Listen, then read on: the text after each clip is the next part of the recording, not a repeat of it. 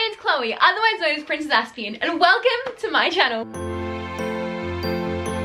Just be me. So I've been talking about autism since I was 18, which is 5 years. The fact that I actually have to count that. And I have been autistic since I was in the womb, which is a lot of times to be hearing silly comments about autism and about autistic people. And trust me, there's a lot of silly comments. There's a lot of silly people out there. Apparently it's animal talking hour at this time, so excuse the cockatoos and the dogs and the horses, we're just rolling with what we've got. I did a video a while back called 10 things not to say to autistic people. Alas, I have heard many more silly things to not say to autistic people since that video. So I bring you 10 more things not to say to autistic people. Also, we're bringing the catties back. Don't know why that's starting again, but there we go. You know what? Every single video for the past like month, we've done like a fun little like outfit of the day. So, you know, let's do it again. We're gonna do it again. Anyway, cat ears, cause why not? Haven't done that since I was like 20, but off we go. My earrings have got little Tinkerbells on them. What the heck? Cutest thing ever. My jumper is a vegan Barbie jumper, and this is what I'm wearing on my legs. Don't remember where these are from either, but they're very cute. They're very tie-dye, they're very pink, and I feel like it just matches the entire vibe. Not that you see the pants anyway, but now you have, so now you know what the rest is going on like. Anyway, let's get on to the video. Number 1. Stop trying to find a label. Labels are good. We like labels. We're autistic.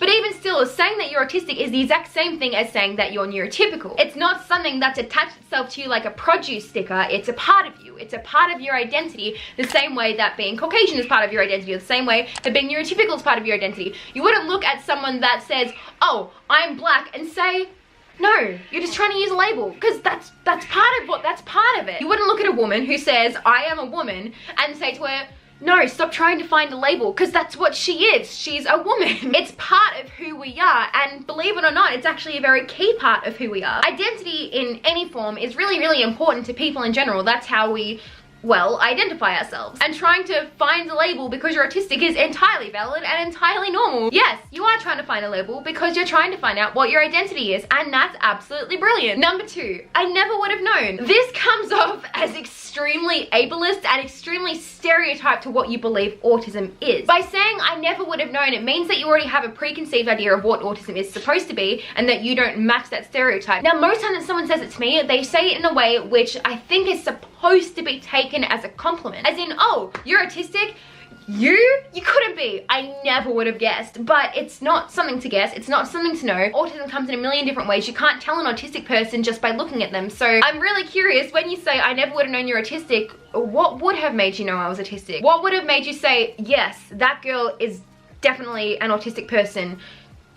If I dressed like Sheldon Cooper, would like that be a giveaway?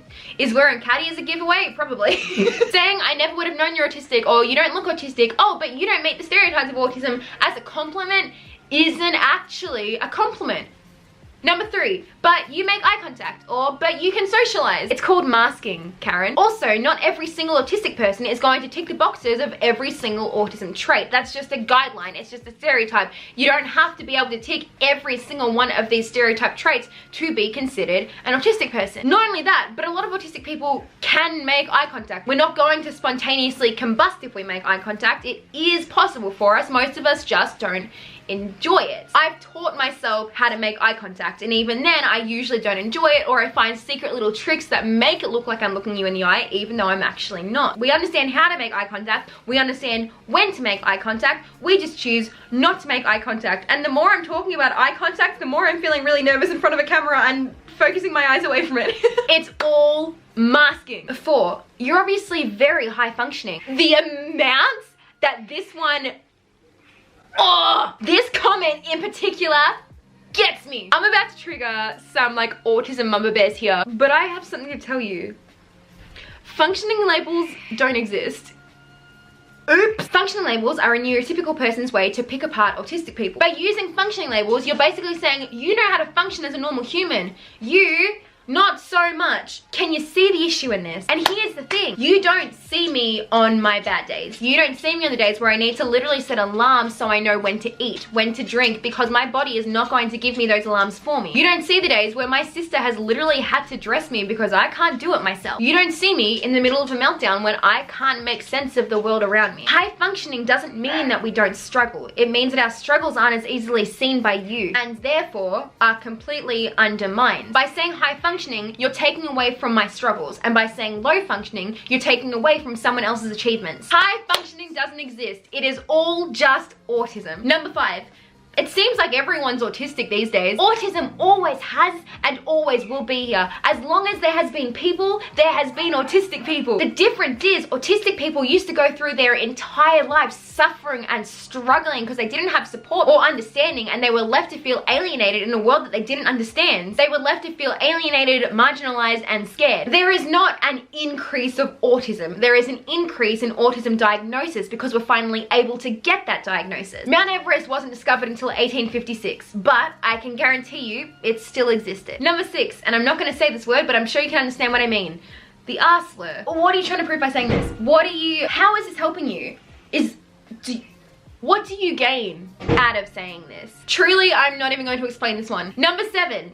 But you're too smart to be autistic. Let me introduce to you a person named Einstein and Newton and Darwin. Fun fact, autistic people are some of the smartest people in existence. If you have a look at any chosen field and you want to have a look at the top people in that field, I can guarantee you they're going to be autistic. Some of the world's most famous scientists, inventors, actors, artists, musicians, they were all autistic. Autistic people are some of the most intelligent people in the world. In fact, there are several very large tech companies which only hire autistic people. While we're at it, have a look at the person that invented the phone that you're using. Number 8, have you tried essential oils, yoga, veganism? Essential oils and yoga are not going to change the genetic makeup of my brain, Karen. Anyone who says that they have an ability to cure autism with these essential oils or a diet change or a this or that, whatever, it doesn't work. It's complete hogwash. That's not how our brains work. You can literally not change someone's entire genetic makeup just because you decided to sniff some lavender oil. Doesn't work like that. I'm sorry. Also, how ableist and righteous is that to think that you can change someone's entire being with a thing of oil or veganism or yoga? Autism is a part of me. It is all of me. And you waltzing on in with your little thing of essential oils and a yoga mat claiming that you can fix me? Do your research. Number 9, clearly you were misdiagnosed. The irony of this is that most autistic women are actually misdiagnosed a million times before they're diagnosed as autistic. Been there, done that. Number 10, I'm sorry. I have gotten this one so many times where I'll be speaking to someone and having a very normal conversation and somehow autism will come up and they'll look at me like I've just told them that I have stage 4 leukemia, and they'll get so uncomfortable and look so sad for me and say, I'm sorry. Sorry for what? Sorry for the way that society treats us? Sorry for the fact that society is really ableist towards autistic people? Sorry for being alienated and marginalized our entire lives for no other reason than the fact that our brains work slightly differently than yours? You can be sorry for those things, be my guest, but saying I'm sorry as a way to feel bad about me because I'm autistic, it's not a death sentence. This is who I am. This is my brain, and I love my brain, and I love the fact that I'm autistic. It's part of what makes me who I am. If I wasn't autistic, I wouldn't be me. I wouldn't be creative and bold and have all of these characteristics that I love about myself. Autism isn't a death sentence. In fact, I see it as the greatest gift that I could possibly have. And I know a lot of other autistic people think the same. So by telling an autistic person, I'm sorry, when you find out they're autistic, I love who I am. And that's inclusive of being autistic. And if you can't see that, then you don't deserve to be in someone's life. Anyway, those are 10 more things not to say to autistic people. I want to know if you guys have had any of these things said to you and what your responses are, because I need to find some good, new, interesting responses to silly people. Also, let me know what other things people have said to you. I have heard some absolute crackers. Anyway, I hope you guys are having an amazing day. I hope you guys are having an amazing week. I hope you guys are staying kind to yourself and staying kind to other people. I hope you guys are staying hydrated. I hope you guys are wearing your masks when you leave your house. Please, I know I'm not seeing Harry Styles this year, but I would at least like to see him next year. If you guys did like this video, make sure to like, comment, subscribe. I don't mind. Do whatever makes you feel good. Do whatever makes you feel happy. And I will see you guys in my next video. Bye. Just